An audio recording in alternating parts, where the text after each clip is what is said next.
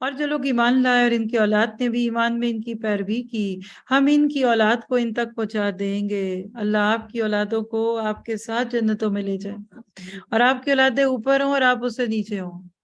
یہ کیا بات ہوئی؟ آمین تو کہہ دیں۔ آمین۔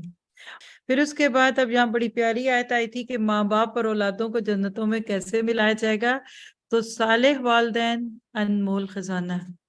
ماں باپ کے اخلاص اور تقوی کی بنیاد پہ اللہ تعالیٰ ان کی نیک اولاد کے درجے بلند کر دے گا۔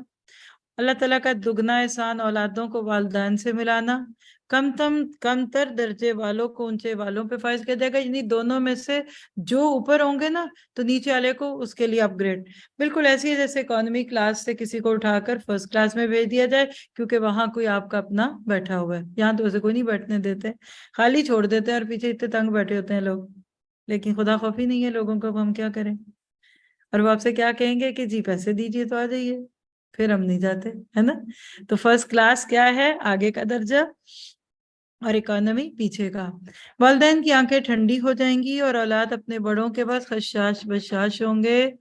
ایسا نہ ہو کہ اپنی اولاد کے بغیر جنت میں جائیں۔ ذرا سوچیے وہ جنت کیسی ہوگی، جا کے پتا چلا کہ بچے تو ادھر آئے نہیں، یا تو پکنک میں نہیں جاتے کو دل کرتا بچوں کے بغیر، گھر والوں کے بغیر کیا مزہ ہے؟ خوشیاں بڑی ادھوری ہوتی ہیں پردیس میں، یہ پردیس والوں سے پوچھئے ان کے لیے اپنے کیا ہیں۔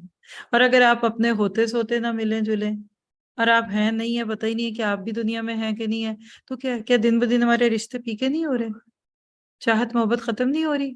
صرف مادہ پرستی، دینا اور لینا، دیٹس اٹ۔ وہ خوب نہیں رہی ہے اب دنیا میں رشتوں میں۔ اللہ رشتوں کی وہ جو زندگی ہے اس کو قائم کر دے۔